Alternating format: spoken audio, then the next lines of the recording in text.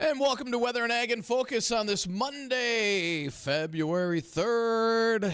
Yeah, we're already into February, and, it's starting to look like it out there, finally. We've got snow light snow across much of the area. Some spots in the far southern valley and into Lakes Country picked up 3 to 5 inches of snow, but generally around the FM area and points northward, it was an inch or less.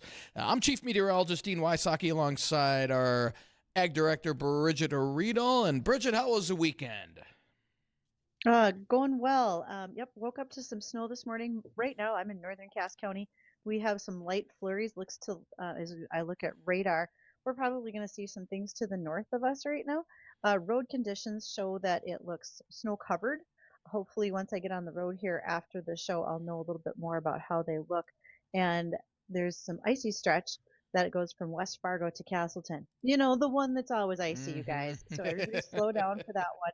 It's going to happen, but it does look like most of our snow has moved out from what I can see on radar. Yeah, we've got a little bit. We're still snowing here in the FM area, and the back edge of it, about from Gardner through Mapleton. So it's about ready to exit the valley, and after that, we will start to see winds increase a little bit as we head into the afternoon, and that will lead to some blowing of the snow. A bigger problem in areas of Lakes Country and down in the far southern valley where there were higher amounts, and then the winds will die down as we head into the overnight. We're stuck in the single digits today, 5 to 10 below tonight, and then as we head into the rest of the week, tomorrow will be quiet with light winds. Another snow event comes our way on Wednesday, more than likely blanketing us with about an additional 2 to 4 inches. Wednesday afternoon and Wednesday night, and then the winds ramp up on Thursday behind that system, so we'll have blowing snow to deal with then, and then another system. It's like a whole train of these. Another one coming in over the weekend, and we said last week we're about ready to enter the stormy part of the LRC cycle, and this will be back, so mark your calendars. This will be back in about another full 42 to 45 days. Figure 43. So you can mark your calendars. That would put it at, what are we looking at? End of March. So hopefully by then it's rain. But I wouldn't bank on it. I would plan for that. Normally we get some snow about that time because we're just, that tail end of calving season. But as you said, snow today. We're going to look at snow again later in the week. So really, we've got several systems coming along, it looks like, right? We do, yeah. We've got 3 this week, and then but looking even further down the road, probably another 2 additional systems before we get to about the 21st, and that's when we should start from the 21st through the end of the month. That's when we should start to see things start to quiet down a bit. So that's good news there. And we need the moisture. We really do. Here's the thing. Right now, not even really worried about the moisture because it's not going to matter. Our ground is froze, and we're not going to be able to do anything about it anyway. So if we were going to get snow, let's get it a little bit later when it's something that we can actually stockpile and keep. I mean, right now it's really not going to do us all that much good. So Right. we'll see what things look like before too terribly long. Yeah, but we're working on having Gary on the show this Wednesday. I'm still waiting to hear back from Gary, but I wanted him to give us an update on the LRC, what planning season looks like. Take a kind of a sneak peek into through early summer and see what we can expect up here in the Northern Plains. So hopefully we get Gary on Wednesday with us, and we'll see what more the LRC is forecasting for this spring and maybe a peek into early summer. It's never too early to look towards summer, is it? I don't think so. Yeah. Mother Nature really levels things out for us. Eventually, she just says, okay, this is what you're going to get, and it might be a bunch of rainfall all at the right time. Because as many of us in the ag world would say, oh, it'll bring the frost out of the ground, right? Once we get that warm rain. True. Yeah. Yeah. Usually well thought of. Yeah. Yep. Yeah. And so this weather update is brought to us by Ryan Bonesack. He is with Equitable Agri-Finance, providing long-term fixed rates for farmland financing. He wants to work with you, your farm, your ranch, and you can give him a call at 701-261-6529. Thanks to Ryan for looking out for our listeners as well as he does. We much appreciate that. So much going on. In fact, if you are curious about doing a little bit of training, a lot of us have been through first aid training. So many folks in rural areas go ahead and are taking first aid responder. They are part of their ambulance squads and so much more. And one other thing that folks can do comes to working with mental health. There's a training that's currently being offered this week, and it's actually being done by South Dakota State Extension. North Dakota does it as well. It's called QPR, Question, Persuade, Refer. It is a 60-minute evidence-based training, teaches 3 simple steps that anyone can use to help find the warning signs of suicide, how to offer hope, and get people the help that they need. If you are interested, not just because you live in a small community, but you want to help within your church, your school, and so much more, this webinar will be held at noon, and it'll be on Tuesday this week and Thursday this week. If you are interested, you can drop me an email, ag@flagfamily.com, and I will send you the link. It's free, but they do want to have a head count and make sure to get all the registration information to the right people. So if you could please drop me emails, I will forward that on for you. Busy week of events going on because we not only have this QPR training that's going to be held, but tomorrow is Northern Corn and Soybean Expo. That will be held out at the Red River Valley Fairgrounds, put on by the North Dakota Soybean Council, Corn Utilization Council, soybean growers, and the corn growers. It is a full day of events. They're going to kick things off tomorrow morning at 8 with anticipation of an end time about 5 o'clock. So it'll be full, thought-provoking, and very busy. Their agenda includes geopolitics, renewable fuels, and stability, and for corn growers, that's a big discussion. Farm machinery, grain marketing outlooks. They'll be looking at the forecasted farm economic crisis and what does that mean to you as a grower. There'll be a mini trade show going on, and for those of you who are in the region, it is free. Drive on out, take part. They have great speakers. You definitely want to stop in and take it in. You can pre-register, but if you just manage to make it over there that day, and I know some of you are very interested in hearing what that forecasting looks like for markets, economics, the whole political system we're in right now. I think it's worth it for a lot of people to get connected and find out more. So we really appreciate that corn and soybean organizations are putting that on tomorrow. And then additionally on Wednesday, Agronomy on Ice will be held at Devil's Lake. That's a one-day event. That's all about fishing, farming, and tailgating, if you will. So there'll be lots of food and lots of folks to visit with.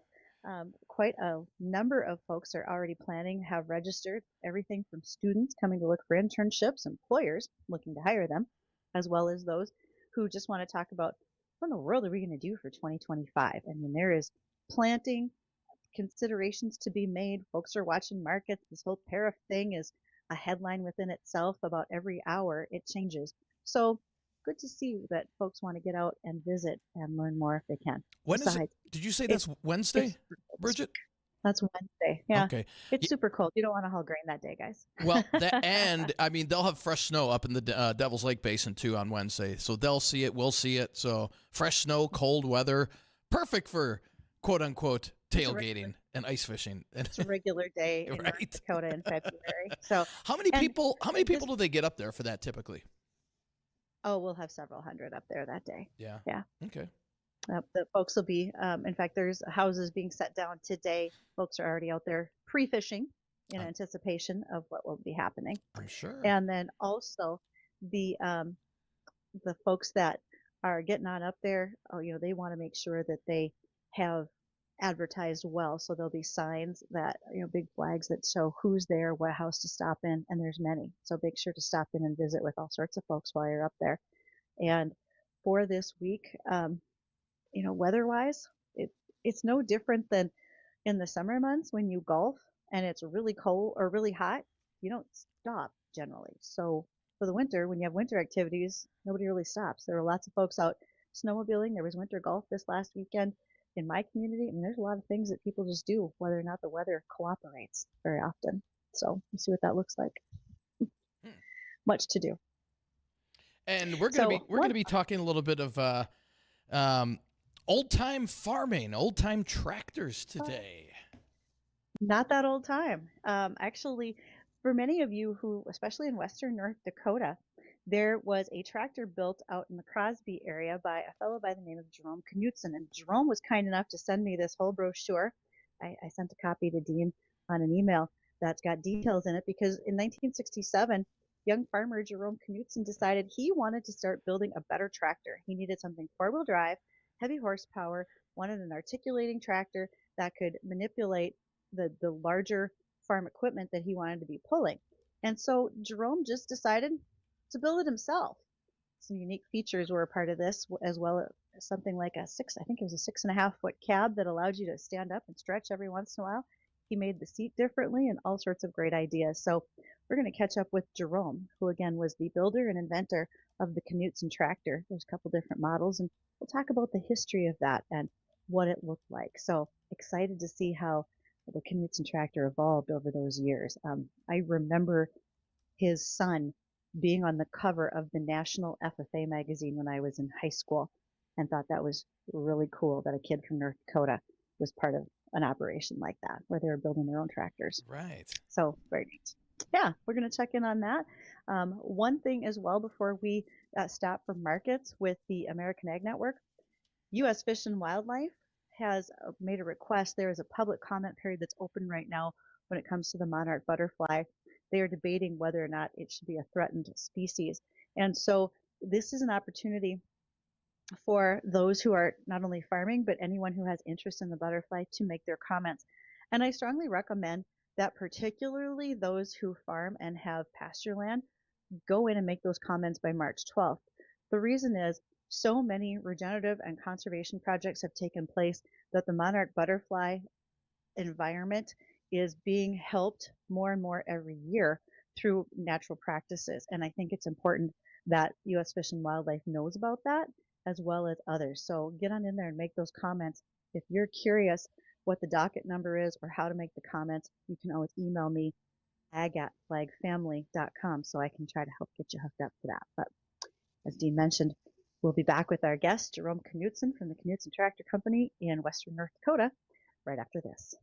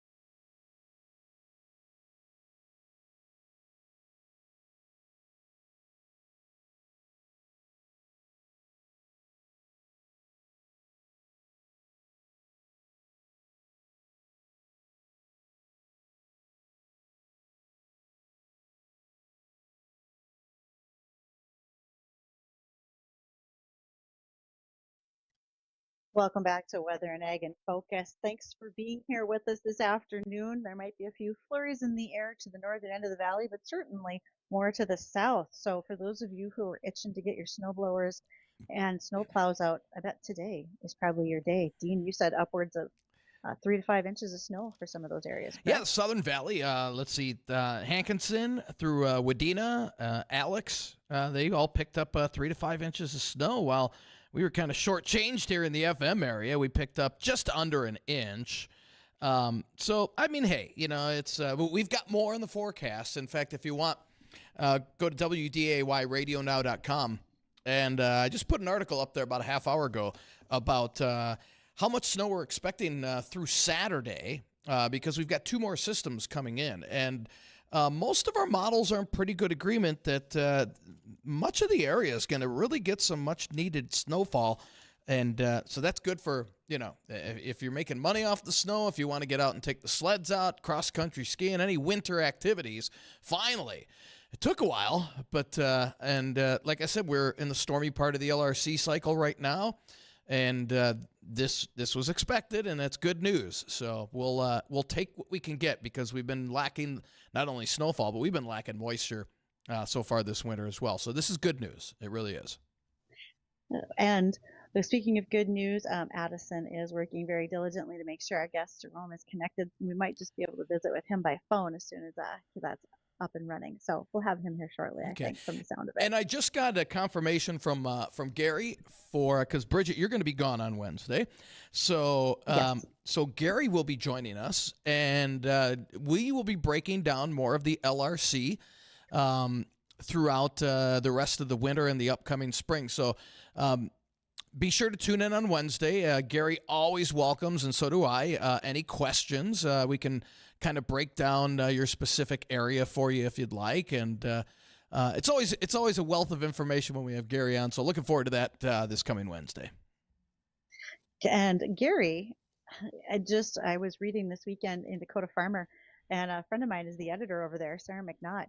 And Gary's going to start joining them on a quarterly basis on their podcast. So for those of you who subscribe to Dakota Farmer, check them out. Gary has already made his first appearance on that podcast, and we're looking forward to hearing more as he talked about the weather across the U.S., but we'll definitely focus on the northern region for all of us. Good deal. Good deal. So yes. So we now have our guest, and that is Jerome Knudson. Jerome is with the Knudson Tractor Company. And Jerome, how are you today? Hi, Jerome. Can you hear me? Oh, That sounds like a bad connection there. Yeah, we can't quite hear Jerome. There we go. Yet. There we go. Oh, there okay. he is. All right. That's awesome. Okay. Well, Jerome, tell us a little bit about how the Knudson Tractor began. Well, after high school, I went to Wapito State School of Science and got a degree in automotive and diesel maintenance. And in '63, got married, farmed with my dad. We had a couple of John Deere tractors that put out about 180 horsepower. And in 1967, when I was about 24, I decided I could maybe build my own and replace both tractors with one. At least that's what I tried to convince my wife and my dad of. And I started in '67, and I finished it up in the fall of '68, and we started using it that fall. Then in about 1971, after that tractor was successful, and that one is still operating, by the way, I built one for my dad. He asked me to build one of a bigger one, so I had a 335 horse Cummins 6-cylinder that I put in it. It was a new engine, and everything was new in the tractor. And that, for 1 year, was probably the largest tractor built. And about 1972, or the year after that, I was at a show, ag show in Minot down at the Civic Auditorium, and a dealer came up and asked me to take over the sales of the tractor. And so I did, and we made an agreement. And I built 3 more tractors, 2 of them at 310 horse, which I sold locally, and one at 350, which was sold in Colorado. I continued to build some tractors, and I started doing more promotion, especially out west. They asked me to come out there. And in 1975, at a luncheon in Pomeroy, Washington, I had a slide presentation that I made that I showed to the people. And I had a picture of my tractor with the right front wheel up on a bank of dirt and the left one down below, and the tractor was sitting level. And a farmer said, "Hey, you got a hillside tractor there. Why don't you bring it out?" And it's just like the light bulb went off that you hear about. And I decided I could probably take and put a front suspension in the rear, so I had both of them, and come up with a hydraulic leveling device, which I did. And I ended up getting a mercury leveling board from R.A. Hansen, which made the ones for Alice Chalmers combines, and put that in, and that worked out quite well. So, Continue on, I Jerome, guess. Go ahead. if I can ask a couple of questions from you. So, Sure. one of the things that I read about your tractors was that you wanted to change pretty much the articulation. Most tractors at the time were different from what yours became. You were able to bring out crab steering on those articulating tractors, correct? Somewhat. Steiger had Okay. just gotten started shortly before, or about the time I did it, when I was in college down in Wapata, and they were successful. And then Versatile really got going quite well because they built very inexpensive tractors. And I kind of copied mine off of the International and Case four-wheel drive, which had the crab steering in it. And that was the easier one for me to build because I could use a rigid frame and use steering axles. Okay, gotcha. Well, all right, Jerome, don't go anywhere. We've got bottom of the hour news we want to Okay. touch on, but I not only want to ask a bunch more questions, but we're going to show pictures Okay, go of ahead. the tractor that you built and how you were doing that. So Yep. hold tight for our break, and when we come back, we'll continue our discussion with Jerome Knudson. He is from the Crosby, North Dakota area, and we're talking about the tractors he began building, the Knudson Tractor. We'll be right back.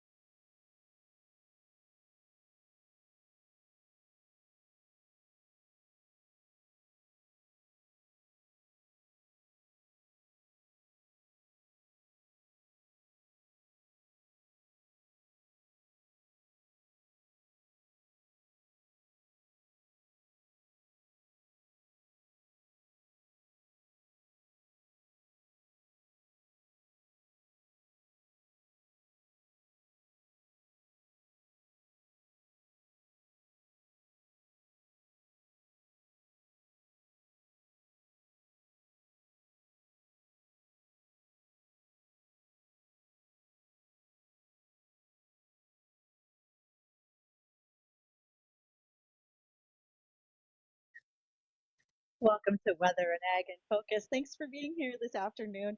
I'm especially excited to visit with our guest today, and that is Jerome Knudson. Jerome is from the Crosby, North Dakota area, and we're talking about the Knudson Tractor. It's already had its 50th anniversary. Some of you who have farmed or been a part of agriculture in western North Dakota might remember seeing this very iconic tractor. It was green, but a different green than John Deere or Steiger might have been. And so, Jerome, I got a couple questions about this tractor when you were building it. Your Okay. first tractor was a little bit lower horsepower. The second one you built starting for your dad had 335 horsepower, very powerful. Right. What were you pulling for implements that you wanted to take that jump in horsepower? Well, we had before had two implements together, but it was still an issue, and I ended up coming up with a drawbar that would pull anything from two 10-foot to two 48-foot rod feeders, and we used that to hook two discs behind or two cultivators, and I built those for a couple of years and sold those. Wow. Those out of all of the years that you built, there were, correct me if I'm wrong, there were two models, but how many tractors did you build on the farm? I actually built about 22 tractors on the farm, and then we got a facility in Crosby, and we finished up the last one in Crosby and also built a hillside in Crosby. And then after that, well, that was another part of the story. Okay, go ahead. Yeah, anyway, we land up doing some work out in California in 1978, and they had a drought that year after a couple of years of working out there, and they landed up taking about 5 tractors out there. Almost all of them were 360 horsepowers, and then the drought came along, and that market really did dry up, and I landed up designing a hauler with the cab out in the front end using a 360 horse Deutz diesel air-cooled engine, and you could spread the frame out for using with a truck as a truck, or you could collapse the frame and use it as a farm tractor. That one was in operation for a number of years, and then finally I just couldn't withstand the drought as far as sales were concerned, and so I closed the factory down. Then the next year, a company in Holdridge, Nebraska, landed up buying the patent and the rights to the tractor, and then they hired me as a consultant for a couple of years, and they came out with a yellow Knudson, and they built those up into the late 80s. And I ended up buying one of those on an auction sale out of New York, and I used that on my farm.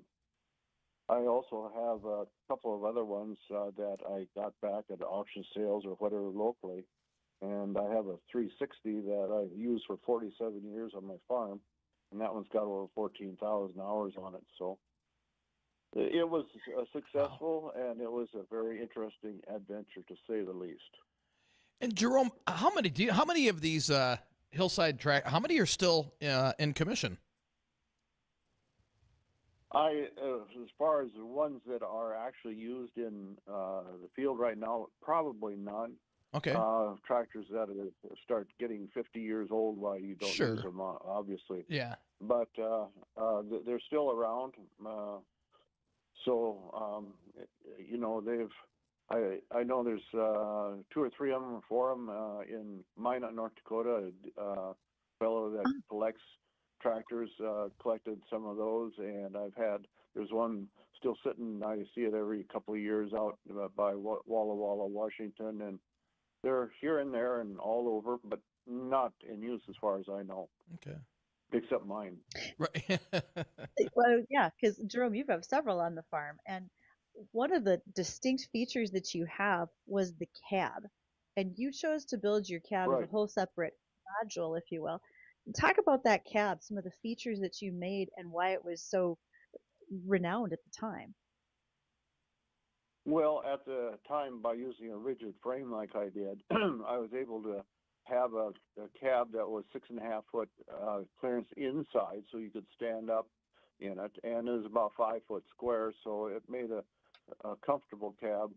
Also, at that time, everyone who was building cabs made it as part of the tractor. In other words, the dashboard came inside. Mine was completely separated and mounted on rubber mounts, which was a first in the industry. And so it was quiet. You could talk in a normal voice.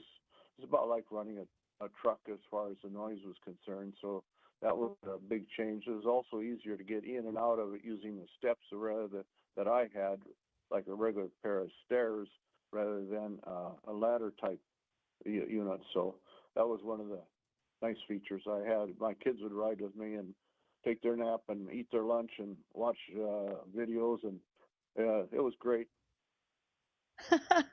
Okay, Jerome, I got to tell you, as a kid who spent a lot of time in a 1066 case, or IH, I Yep. should say, and it had cab, but it certainly wasn't sound guard. It was loud, it was dirty. Yep. You talked about the seat, making sure that the armrests lifted or were higher so you could slide your legs under and still Yep. have back support when you had to turn to the side. I would have Yep. loved to have had that cab in my like 11, 12-year-old life. Right. Well, it was difficult at the time to sell something that new. Four-wheel drives were just starting, and there was certainly a lot of competition out there, not necessarily from the majors, but from a lot of independents such as myself. And it was, I learned a lot. Let's put it that way. I bet. Now, with that, the hillside hauler, as you call them, because we've got a picture on our live Yep. stream right now where you can see Those how are the cool, cab aren't stays they? level. Yeah, but the axles are on a tilt because of the hillside. Can you describe a little bit about what you obviously witnessed some of these folks using them out in the Palouse in Washington State and so forth. Can you kind of describe why it was such a great feature for those folks out there? Well, I had a group from Spokane area that wanted me to build a tractor that they could chase combines with and unload the combines on the go in the hills out there, which some of them are very steep. And I presented a design to them, and they said, "Hey, that looks good. I think that'll work." And so then I had a company out in down by Walla Walla, Washington, that built the tank, the hauler, or the box board for the grain, and then I built the tractor. And I wanted it to be used not only as like a truck, but I also wanted it to be used as a tractor during the rest of the year.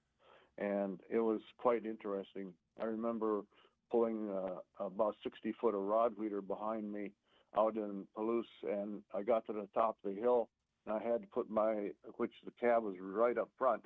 I had to put my face up right against the windshield to see where it's going to go downhill. And when I went down the hill, the dirt from the rod weeder passed me. So it was That's not interesting. really a great feeling. I bet. Well, a lot of the hills out there that they combine and feed their grain in, you have to get on your hands and knees to crawl up the hill. It's incredibly steep and very fertile ground. They have some tremendous yields that come out of that region, but it's not for the faint of heart if you're going to be running equipment out there.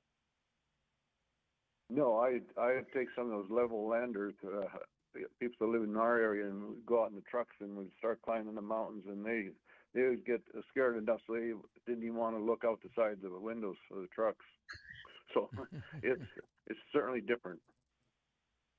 So, Jerome, when you were building these tractors, was it hard to put them together? Was it hard to source your materials in order to start building the tractor? And did you ever get any comparisons to the Big Bud that was being built at the same time frame, I think?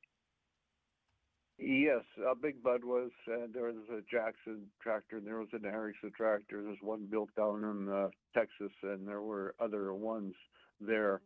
Those tractors, Big Bud ended up building his tractors in the late middle 60s because Wagner was one of the very first successful ones, and John Deere had about 30 or 40 of those made, quit building them, and they needed a source for their people out in Montana, and so that's how that one got started.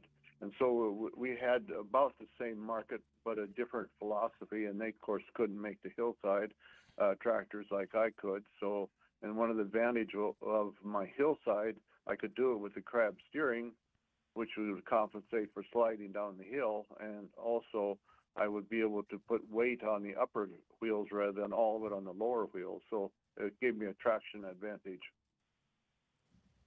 You know, one of the things that I think is really cool, the amount of toy tractors that have been made of the Knudson tractor. Do you have an idea how many different models were designed based on your tractor? I think it's around 15 different models of that they made, whether it be a standard or hillside or the hauler or and the different models of the hauler, because we had planned of selling one for applying sludge from out in the fields in Wisconsin. And so, you know, you just had to have different options, but yeah, there's quite a few of them out there. How many of them do you have? Of the models, Yeah. maybe 20, maybe 20, 25 different ones. I have all the different ones. And then my kids have some, there were some larger ones built that were maybe about 10 inches high. And so I think they built 300 of them. And surprisingly, somebody copied them and sold the copies. I never did see one of those, but anyway, my kids do have copies of, or do have some, and I have them as well, both sizes. And I just keep some on hand just for special occasions. Those are pretty special, all right. I'm hoping someone was able to take one of your tractors and made sure it's in the Toy Farm Show Museum, Toy Farm Show Museum down in Dyersville. Hopefully someone got that submitted for you. Doug Groppe, which was one of the people that I worked with in Crosby, he's the one that made the green tractors, and he was down there selling them. So I'm sure there's some in that museum. That's very neat. Jerome, I really want to say thank you for sharing the brochure with me that you did. It even has, you know, on the back side of it, and Addison's got that on our live stream, you know, what the ad looked like for you. You know, talking about the power, the comfort, the quiet, and the crab steering. These were a neat tractor. Very cool that they came out of North Dakota. And above all, thanks for taking time to talk about the Knudson tractor with us today, Jerome. Well, thank you very much for interviewing me, and I really appreciate it. And sometime we'll visit again. I bet we will. Nothing gets people excited like farm equipment, whether it's talking about old iron, new iron, etc. Folks are very interested in talking horsepower and so forth, and I have no doubt you'll get lots more phone calls soon. So we appreciate it. Thanks, you, Jerome. Well, thank you very much for the interview. Alrighty, folks, don't go anywhere. Going to want to check on that weather, especially for the Southern Valley, and a couple more headlines. We'll do that when we return.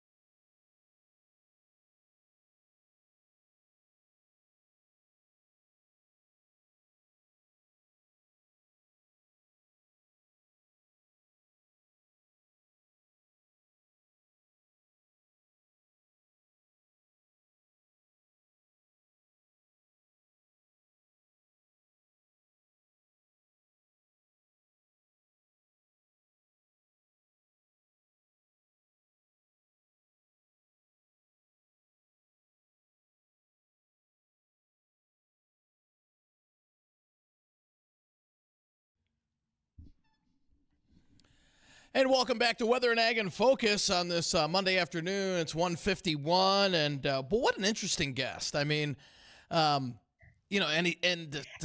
think he's still got some of the toy tractors. Those have got to be worth something, I would think.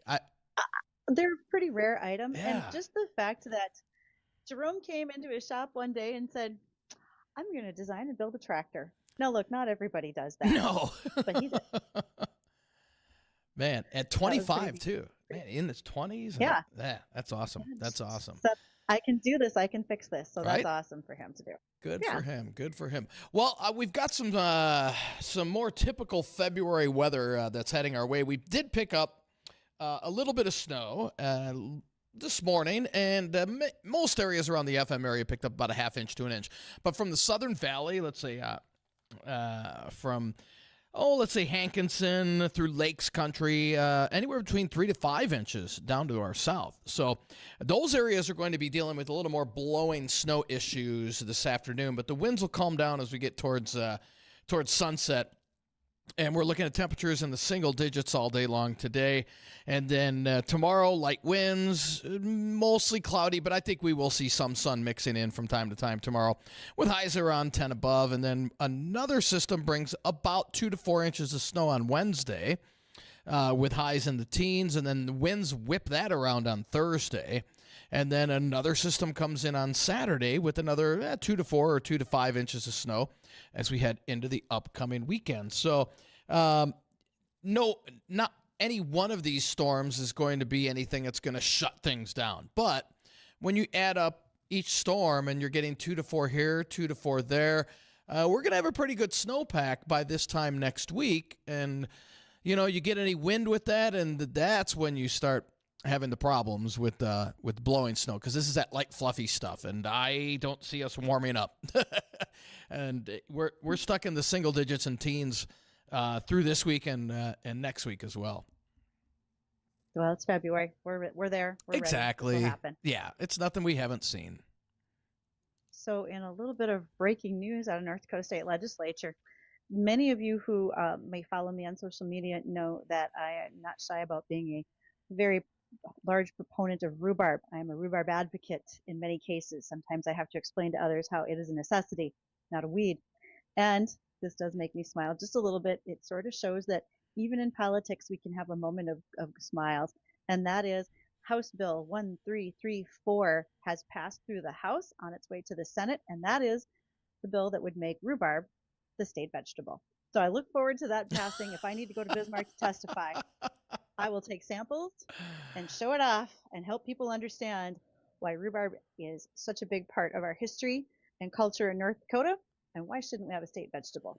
People have other things. We could have that. And were you part of pushing that through at all? I may have given an endorsement a time or two, and maybe at Agronomy on Ice, I should have some, advocate rhubarb buttons to wear so people can see how much I'm in favor of getting this thing moved along. It's vitally important in my world. Oh, man. Yeah. I love it. Nothing wrong with it. Love it. Now, for those who might be looking for something different in their diet, here's a little story for you. The Swedes have long eaten a pudding that has colostrum in it. That is a cow's first milk that is given to the calf. It has growth factors, nutrients, prebiotics, probiotics, antibiotics, and immune boosters. And it's really like a kickstart for calves. Well, humans are starting to think that it should be good for their overall health as well, maybe immune and digestive systems. So consumers are creating more of a demand for colostrum than we've ever had before. It's really jumped in questions. People are also looking for a market where they can do something new, like colostrum supplements, powders, and even pharmaceutical products. We are going to see more research being attributed to colostrum and human health to see what it may do for us. But that is one item that people are just looking forward to giving a try, is having colostrum as a bigger part of their diet. Have you tried it, Bridgette?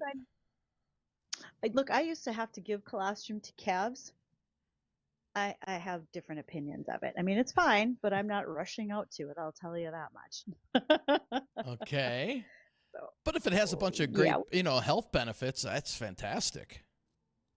If it has a bunch of health benefits, and I think that may always be yet to be proven. I don't want to jump on a bandwagon until I know. I'm a little bit slower to that type of thing myself. Okay. Now, maybe you want to add that to your recipes and dishes that'll be happening for this weekend. Don't forget, with the Super Bowl coming up, couldn't do it without those in farming and agriculture. The National Chicken Council, yes, there is one, reports that there will be over 1.5 billion chicken wings eaten on Sunday. Wow. Billion chicken wings. And for those of you who are thirsty, 52 million cases of beer are sold every year during the Super Bowl. 1 bushel of barley, which we do raise a number of those bushels right here in North Dakota, that will make 565 12-ounce beers. So keep that in mind. No beer, no barley, no beer. Let's put it that way.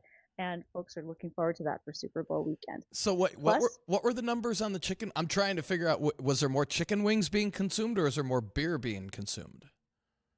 I think you got to figure out what the ratio of chicken wings to beer is, because you got 1.5 billion chicken wings and you're looking at 52 million cases of beer. So you now have to take cases, multiply that times individual can. Now you need to have a beer to wing ratio. There's a way to look at this. All right. Plus, the turf is a drought-tolerant Bermuda grass.